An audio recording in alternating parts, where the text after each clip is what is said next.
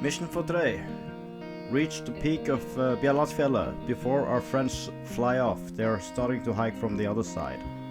Hit the like button and subscribe. And keep watching to the end to see some behind the camera scene.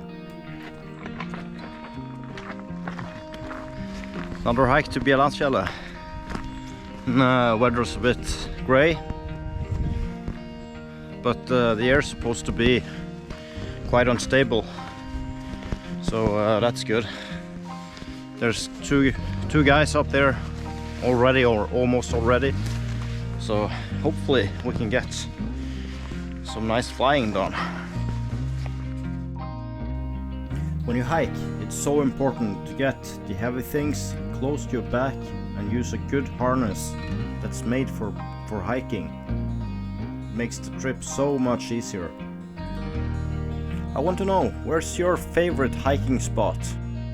And what's your hike and fly gear? I talked about earlier today that it's quite unstable air. And if you're new to paragliding, you might not be aware of this, but you can check out a video I made that tells you how you're gonna predict the day, if it's stable versus unstable. And the difference is, like, if it's a stable day, the air releases from the ground as it gets hotter, but then it just stops because it doesn't have the momentum to go through because the air mass is too stable. Versus if it's unstable, it will just go up, and if it's too unstable, it will just continue up and you will have basically a thundercloud. So you can check it out. And yeah, just got a message from the Polish Desperado, so the conditions looks good, so we'll continue hiking up.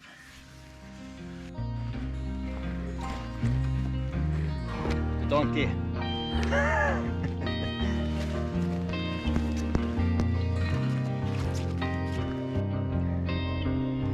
We just missed our friends, so you can see Lucas.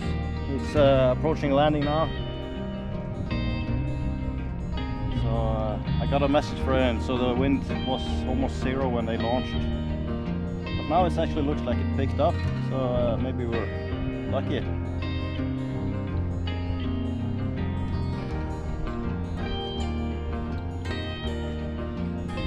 Yeah, we're on top. We've been waiting for a little while. So the weather forecast is supposed to be more and more north, and that's no good. This is a west-wind side, but kind of hoping that this grey stuff, it's a bit optimistic, but that it would disappear and give us more west, but we'll give it a go just in a little time now.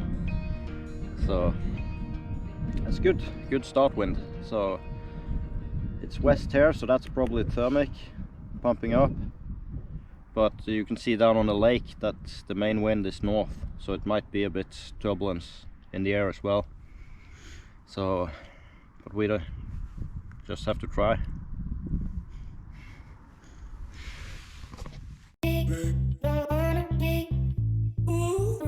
Christine is launching first in her BGD Epic. Let's find out if it was worth waiting for the conditions. Even though there is thermic, you can see it's hard to catch the lift. But she's patiently scraping the terrain, looking for that lift. And after 5 minutes, Christine finds herself at the ground with our friends. Now it's my turn to see if I can find anything at all. I manage to hold on to that little bit of lift that's there. The air releases from the ground in small tight bubbles. They are quite hard to get, but the base 2 is quite chatty and it talks to me, speaks to me, lets me know where to go.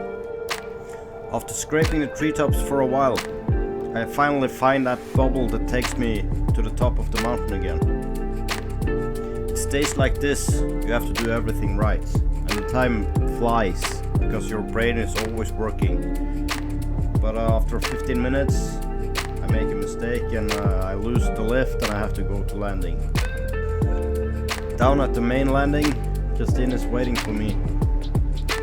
We pack up the gear and it's about 15 minutes of hiking to get back home from this place. I really do like the hike and fly. Let me know in the comments field, what is your best hike and fly experience and location? Or if you're just into hiking, where would you like to go?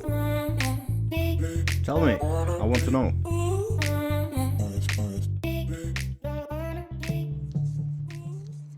So, how did you find the conditions today?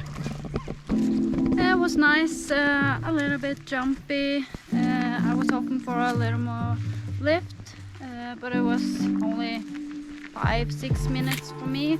But it was very good takeoff and landing, so I'm happy. Yeah, that's good. Yeah, it was very northerly wind as I talked about on takeoff, so conditions were bumpy, but I managed to scrape 15 minutes at least. But it was not a pleasant flight, but it was fun, and you can always learn a lot out of these flights.